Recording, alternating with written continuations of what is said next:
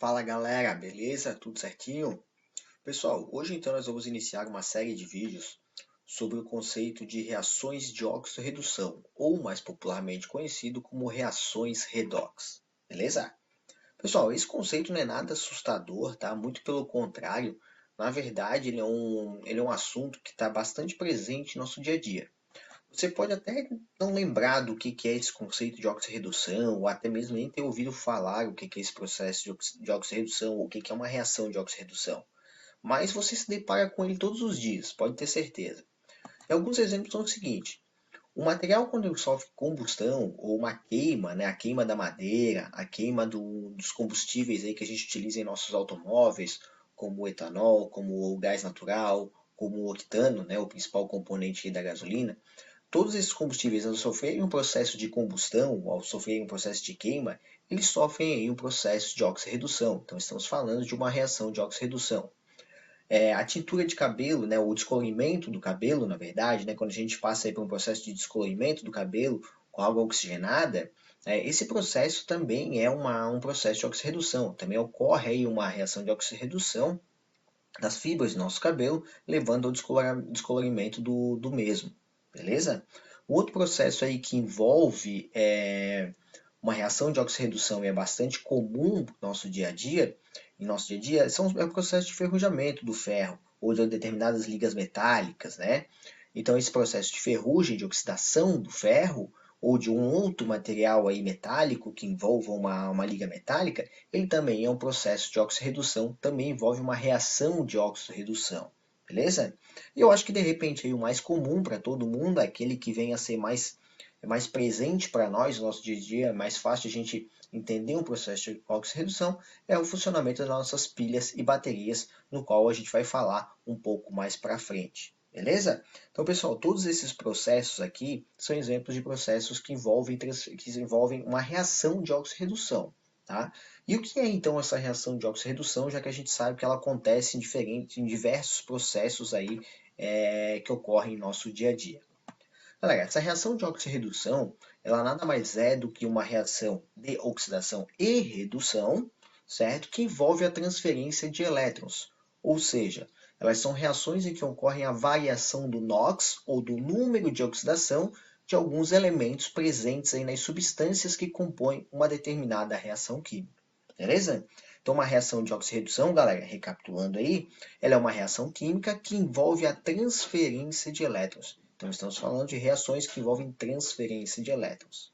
E nesses processos, pessoal, a gente sempre vai ter, nessas reações, nós vamos sempre vão existir dois processos que ocorrem simultaneamente. A oxidação, né, que nada mais é do que a perda de elétrons. Então, quando uma substância perde elétrons, ela sofre o processo de oxidação. E aí o ganho de elétrons, que é denominado redução. Então, que é quando uma substância ganha elétrons, ela sofre o processo de redução. Então, como o próprio nome já diz, toda reação de oxirredução, ela envolve o processo de oxidação e o processo de redução, a perda de elétrons e o ganho de elétrons. Isso aí devido à transferência de elétrons entre átomos que podem ser até mesmo iguais ou diferentes em uma reação química.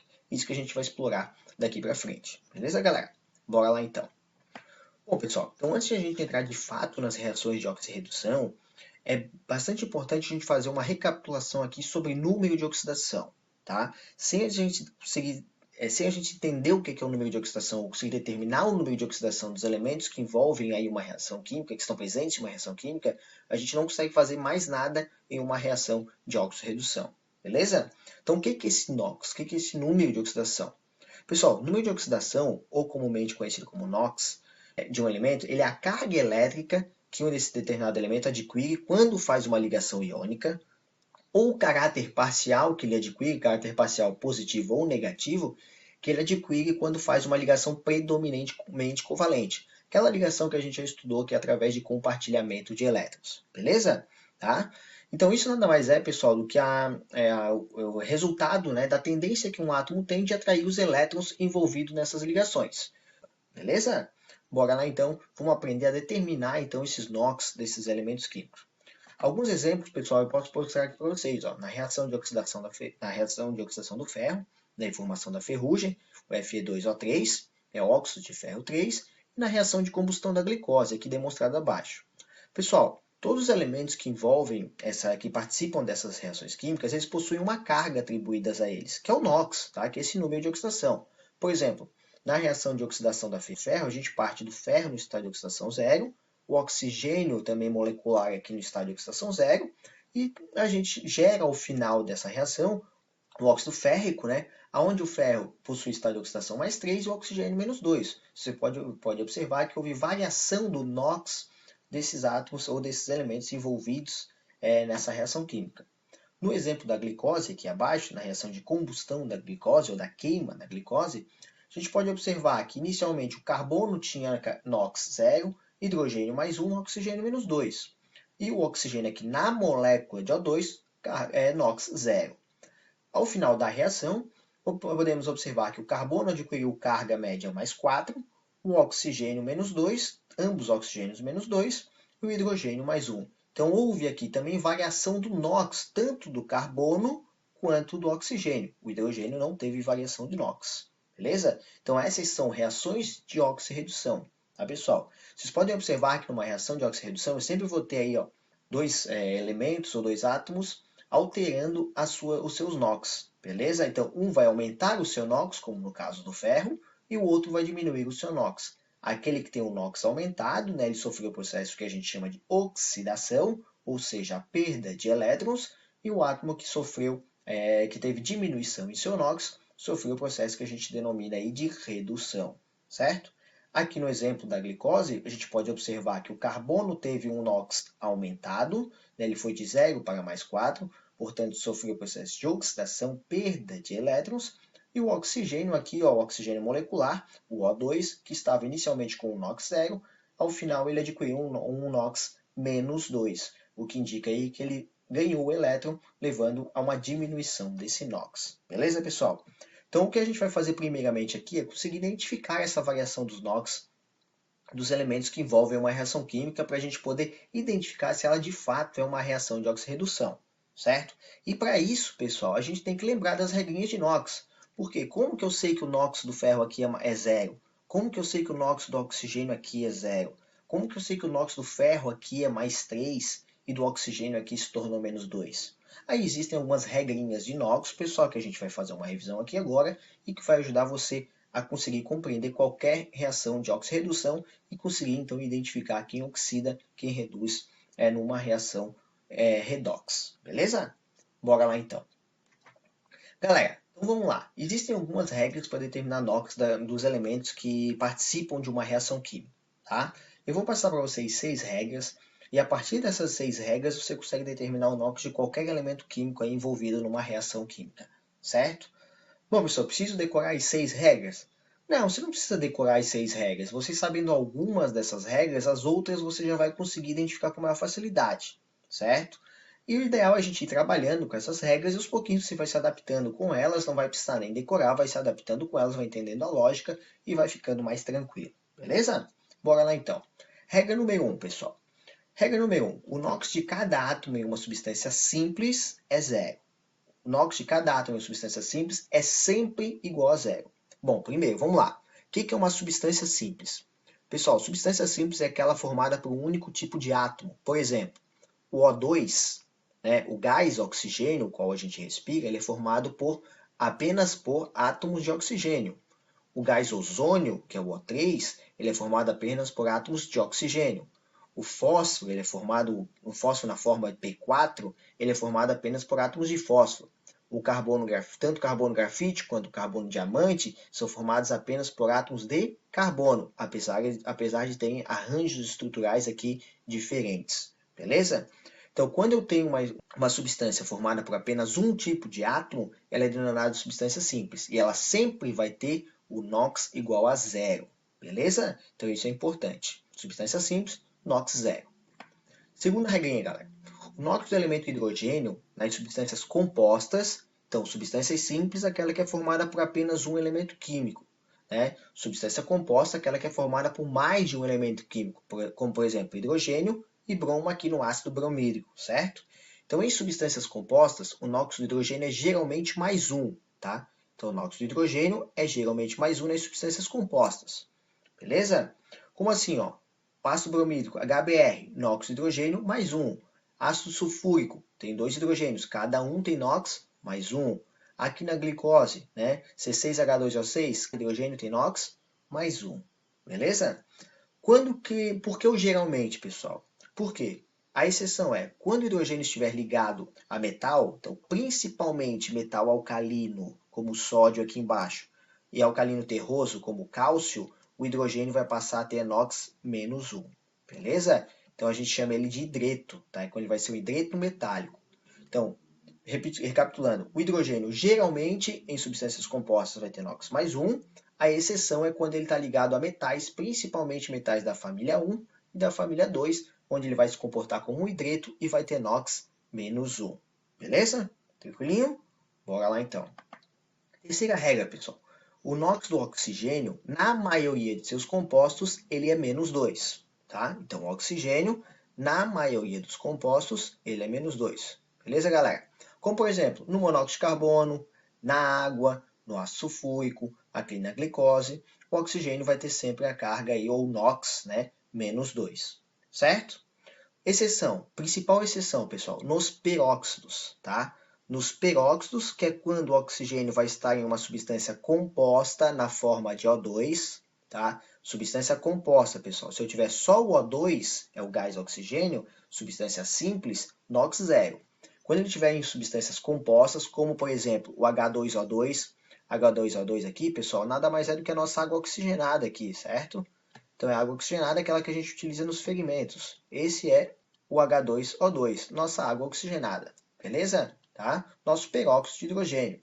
Então, quando o oxigênio estiver nessa forma de O2 em uma substância composta, como no nosso peróxido de hidrogênio, exemplo clássico aí de peróxidos, o oxigênio vai ter carga menos 1. Tá? Então, nos peróxidos, o oxigênio vai ter carga menos 1. Beleza? Se não, vai ter carga menos 2. Existem também os superóxidos, pessoal, onde o oxigênio tem carga menos meio, mas isso não é tão comum assim para nós, dificilmente cai aí nos nossos vestibulares. Beleza? Bora lá então. Quarta regra, pessoal. A quarta regra, na realidade, ela é uma tabelinha que eu apresento para vocês, que é em relação aos elementos que apresentam NOx fixo em seus compostos, tá? Existem alguns elementos aí da tabela periódica que têm NOx fixo, não vão possuir NOx variável. E uma grande gama, na realidade, a maioria dos elementos aí da tabela periódica, eles apresentam NOx variável. Por isso que a gente tem que pegar bem essas regrinhas, que a partir dessas regras a gente consegue determinar o NOx de todos os outros elementos químicos que formam aí uma determinada molécula, certo? Bora lá então. Quais os elementos aí que possuem NOx fixo? Tá? Vamos lá. Então os metais alcalinos são aqueles lá da família 1, tá? Todos os metais da família 1 vão ter NOx mais 1. Beleza? Como sódio, potássio, que está aqui nesse exemplo do sulfato de potássio, rubídio, césio, frâncio e por diante. Então, metais alcalinos, da família 1, NOx mais 1. Por quê, pessoal? Lembra lá a distribuição eletrônica, eles possuem apenas um elétron na sua camada de valência, são elementos bastante eletropositivos, então eles tendem a doar esse elétron aí para se estabilizarem, beleza? Então, vão adquirir aí carga mais 1. Metais alcalinos terrosos, ou seja, família 2, NOx mais 2. Então, metais alcalinos terrosos, NOx mais 2, como por exemplo o cálcio. Então, temos aí o cálcio, berílio, magnésio, estrôncio, entre outros, tá? Então, aqui é o mesmo caso da família 1. Só que aqui nos metais da família 2, eles possuem 2 elétrons em sua camada de valência, né? Então tendem a doar esses 2 elétrons aí para se estabilizarem, por isso NOx mais 2. Pessoal, lá o zinco, metal de transição, ele vai ter NOx mais 2, tá? Tem o NOx fixo mais 2. A prata, NOx mais 1. O alumínio, NOx mais 3. E o flúor lá dos halogênios, NOx menos 1. Beleza? Então essa tabelinha é bastante importante para a gente conseguir determinar o NOx dos demais elementos químicos aí da tabela periódica, certo? Então família 1, NOx mais 1, família 2, NOx mais 2, zinco, NOx mais 2, prata, NOx mais 1, alumínio, NOx mais 3 e o halogênio, que é lá da família 17, né? O flúor, né? Que é lá da família 17, é o NOx fixo menos 1. Beleza, galera? Tranquilinho? Bora lá então. Quinta regrinha. A soma do NOx de todos os átomos constituintes de um composto iônico ou molecular é sempre zero. Galera, então olha lá. Ó. Um composto iônico ou uma molécula, estamos falando de espécies neutras, certo? é sempre 0 o somatório dos NOx, tá? Tranquilinho? Vamos ver como isso funciona então. É importante lembrar, um composto iônico ou uma molécula, o somatório dos NOx é sempre igual a 0.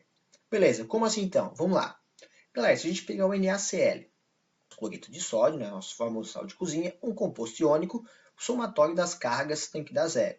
Tá? E como é que eu vou saber disso? Bom, galera, quando eu tenho 2 ou mais elementos químicos, para eu determinar o NOx desses elementos, eu sempre vou usar nossas regrinhas ali, onde pelo menos um desses elementos eu vou saber o NOx pelas regras. O outro eu determino, lembrando que esse somatório tem que ser igual a 0, certo? Se eu tiver mais de 2 átomos, pelo menos eu vou saber o NOx aí de 2 deles, se eu tiver 3 átomos, certo? Pelas regrinhas. E o do terceiro eu vou determinar, sempre identificando aí que o somatório desses NOx tem que ser igual a 0. Vamos lá então, no caso do NaCl. Pessoal, entre o sódio e o cloro, qual dos dois a gente tem alguma regra que a gente pode identificar o NOx? O sódio, se a gente for na regrinha ali naquela tabela que eu mostrei na tela anterior, a gente observa que o sódio é da família 1. Portanto, ele tem NOx fixo de mais 1. Bom, consequentemente, se ele tem NOx de mais 1 e esse é um composto iônico e o somatório das cargas tem que ser igual a 0, a carga do cloro tem que ser menos 1, uma vez que o somatório tem que ser igual a 0. Beleza? Tranquilinho? De boa, né? Vamos para o próximo. O HCl, o ácido clorídrico. Dentre esses dois elementos, qual que eu tenho alguma regra de NOx? Vamos lá, vamos identificar. O hidrogênio, a gente sabe que existe uma regra de NOx para o hidrogênio. O hidrogênio em substâncias compostas, exceto quando ele estiver ligado a um metal, principalmente alcalino e alcalino terroso, ele vai ser NOx mais 1. Bom, o cloro não é metal, o cloro é ametal. Então, o hidrogênio, nesse caso, tem NOx mais 1. O cloro não pertence a nenhuma regrinha, ele tem NOx variável. Então, eu determino o NOx do cloro a partir do hidrogênio. Se o hidrogênio é mais 1, o cloro, obrigatoriamente, tem que ser menos 1, já que isso tem uma molécula e tem que dar 0 o somatório dos NOx. Beleza? Vamos lá. O óxido de cálcio, né? Bom, galera, no óxido de cálcio, na realidade, os dois estão dentro de alguma regrinha. O cálcio é da família 2, portanto, ali na tabelinha anterior que a gente viu, elementos da família 2 possuem NOx mais 2. O oxigênio ele também pertence a uma regra, né? Ele também tem uma regrinha onde o oxigênio nas substâncias compostas, na maioria dos casos, exceto nos peróxidos e naquele nosso exemplo clássico da água oxigenada, o H2O2, né? Exceto no H2O2 ou em outros peróxidos, onde o oxigênio vai ter carga menos 1, ele vai ter nos demais carga menos 2. E mais 2 com menos 2 fechou o zero, que tem que ser a carga total desse nosso composto iônico aqui. Beleza? Vamos lá então. No caso do hidróxido de chumbo aqui, ó, tá? Vamos lá. O chumbo não pertence a nenhuma regra, mas o oxigênio e o hidrogênio a gente já sabe. O hidrogênio é mais 1, o oxigênio é menos 2, certo? Oxigênio mais 1, hidrogênio mais 1, oxigênio menos 2. Mas olha só, pessoal, agora cuidado. O somatório do oxigênio com hidrogênio dá menos 1. Né? O somatório desse oxigênio com esse hidrogênio, esse somatório dá menos 1, certo? Mas quantos OH eu tenho? Esse OH é chamado de hidroxila, né? Quantas hidroxilas a gente tem aí? São 4. Então, no total, eu tenho uma carga negativa aqui, ó, de menos 4. Então, para dar zero toda essa minha molécula aqui, na realidade desse composto iônico, para dar zero aqui, eu tenho que ter o somatório total de mais 4. Então, isso quer dizer que o NOx do meu chumbo ele é mais 4. Então, pessoal, quando eu tenho casos assim, ó, que a gente utiliza, tem mais de uma determinada espécie, eu costumo colocar embaixo o NOx total e em cima o NOx de cada um dos átomos aí envolvidos nessa molécula, certo?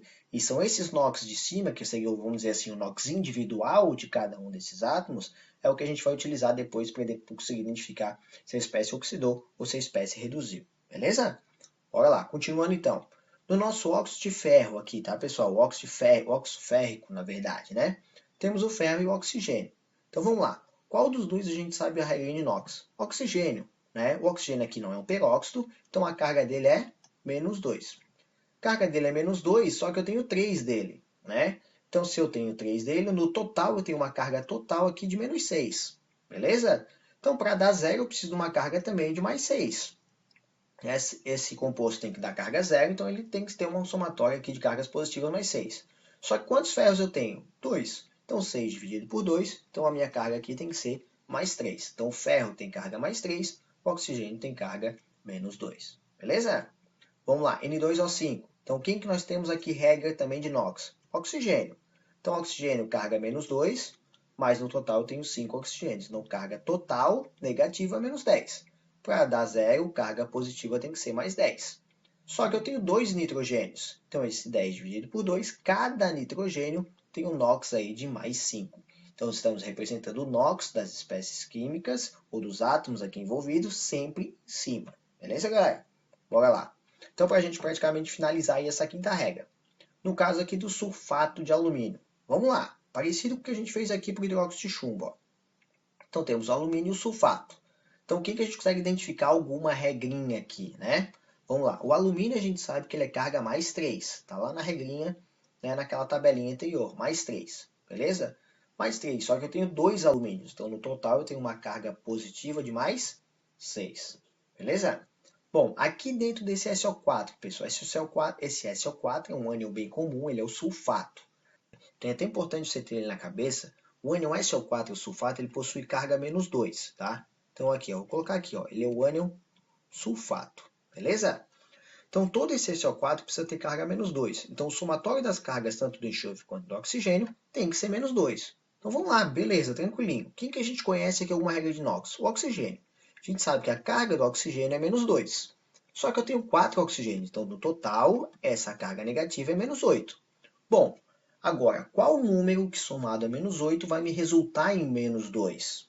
Certo? Então o número somado a menos 8 para resultar em menos 2 tem que ser o mais 6. Isso quer dizer, então, como eu tenho apenas um enxofre, o NOx do enxofre ele é mais 6. Né? Mais 6 com menos 2 vezes 4 menos 8, eu resulto em menos 2. Então, podemos completar aqui, ó, tá? Mais 6 para o enxofre, menos 2 para o oxigênio. E se a gente pegar ó, o SO4 todo, ele possui carga menos 2, certo? Menos 2 vezes 3, nós vamos chegar aqui no menos 6 também. Beleza? Tranquilinho, galera? Acho que deu para pegar bem, né? E para finalizar, então, aqui temos o permanganato de potássio, tá? Um sal que quando a gente dissolve em água, ele fica um roxo muito bonito. Entre esses três, temos três então, elementos químicos. Quais deles a gente sabe as regras de NOx? Vamos lá, o oxigênio já é bem batido para nós, menos 2.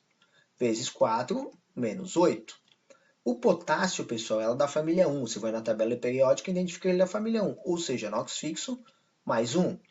Então, se temos uma carga aqui menos 8, né, uma carga menos 8 uma carga mais 1, para resultar em zero, então tem que ser zero somatório, eu preciso de uma carga total de mais 7. Como eu tenho apenas um manganês, então quer dizer que o NOx desse manganês é mais 7. Beleza, galera? Tranquilinho? Acho que deu para pegar legal, né? Última regrinha então, pessoal. Última regrinha. Em um íon monoatômico ou íon composto, o somatório dos NOx é igual à carga desse íon. Então vamos lá. Agora estamos falando de um íon, pessoal, seja ele um cátion ou um ânion, ou monoatômico, né, composto por um átomo só, como aqui no caso ó, do potássio, bário, fluoreto. Tá? Então quando eu tenho um íon monoatômico, seja ele um cátion ou um ânion, a carga dele é a própria carga desse cátion desse ânion. Então facinho, tranquilo. Já quando eu tenho um íon composto, o que é um íon composto? É aquele formado por mais de um elemento químico, tá? O somatório das cargas, o somatório dos NOx desses elementos químicos tem que ser igual ao NOx desse íon, desse cátion, desse ânion. Como, por exemplo, aqui nós temos o ânion P2O7, e com carga total, com NOx total, menos 4. Ou seja, o somatório dos NOx do fósforo e do oxigênio tem que resultar em menos 4. Pessoal, muito parecido aqui, ó, muito parecido com os compostos iônicos ou moleculares, só que aqui o somatório tinha que dar zero. Então aqui o somatório vai ter que dar o NOx do nosso íon, beleza? A carga total desse nosso íon. Vamos lá então. No caso desse P2O7 menos 4, então beleza. Então o somatório do P2O7 tem que dar menos 4. Então qual dos dois a gente sabe que sabe alguma regra de carga? Oxigênio, né, galera? Então vamos lá. Então a gente tem assim, ó, o fósforo, né? Eu tenho dois fósforos vezes um NOx aqui que eu vou chamar de X, tá? Vezes uma carga que eu vou chamar de X, beleza? Esse meu com vezes aqui, ó. Já o oxigênio, a gente tem 7 oxigênios vezes qualquer a carga do oxigênio que a gente sabe é menos 2. Então eu tenho aqui uma carga total resultante negativa de menos 14. Beleza? Então, em relação ao oxigênio, eu tenho a carga de menos 14. Então, o que a gente sabe, galera? Que ó, menos 14, vou fazer uma matemáticazinha bem fácil aqui. Ó, mais 2 vezes 1 no meio x, mais 2x tem que dar igual a quanto? Igual a menos 4, que é a carga aqui do nosso ânion. Não tem que mais dar zero, tem que dar menos 4, certo? Bom, fazendo essa matemáticazinha aí, galera, a gente vai chegar que x é igual a, passo 14 para cá, menos 4 vai dar 10, dividido por 2 vai ser mais 5. Então quer dizer que o NOx do fósforo é mais 5. Então esse x aqui, que é o NOx do fósforo, é mais 5. Beleza? Tranquilinho, né? De boa. Então aprendemos aí a determinar NOx de todos os elementos aí que podem estar presentes em uma determinada reação redox. Beleza, galera? Tranquilinho? Bora lá então fazer alguns exemplozinhos para matar essa charada legal. Então coloquei 3 reações aqui para vocês, galera, tá?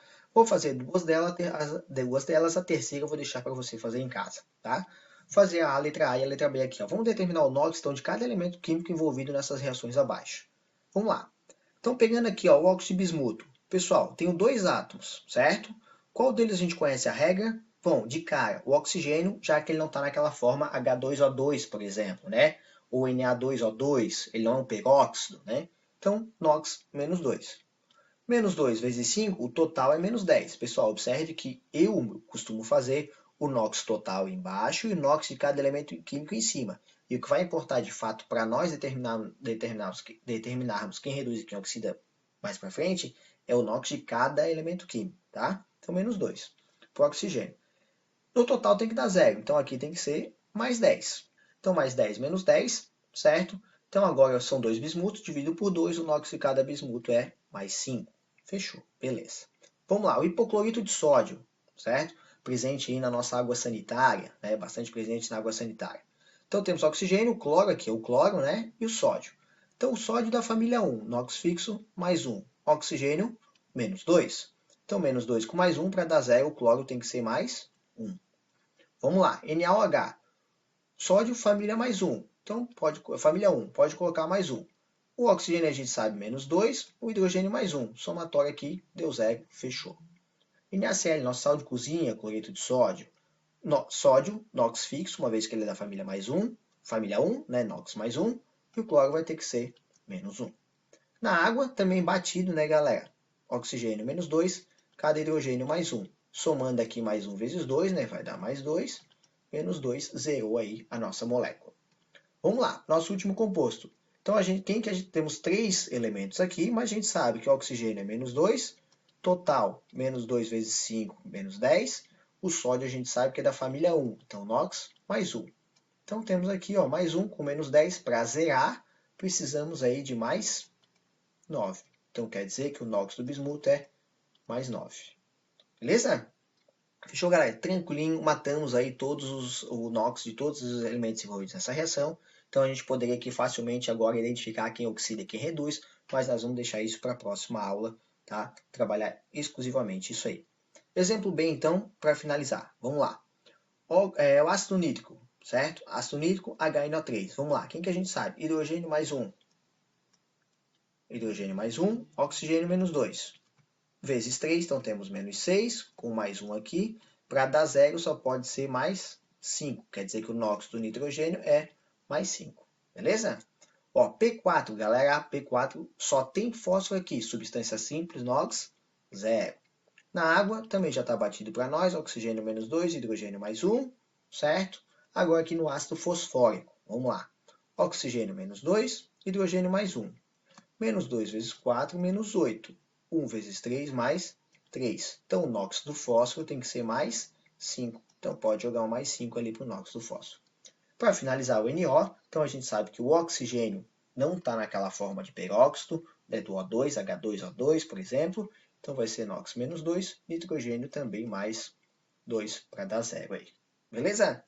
Galerinha, então acho que por enquanto é isso. A parte de NOx, essa parte nossa inicial do estudo de reações de oxirredução. Então, você pegando bem essas tabelinhas, essas regrinhas de NOx e conseguindo identificar o NOx de todos os elementos químicos envolvidos numa reação química, aí a gente vai conseguir fazer legal aí, pegar legal todo o estudo de reações de oxirredução. Beleza? Deixo o último exercício para vocês. Por enquanto é isso. Volto em breve com o próximo vídeo de reações redox. Um abraço!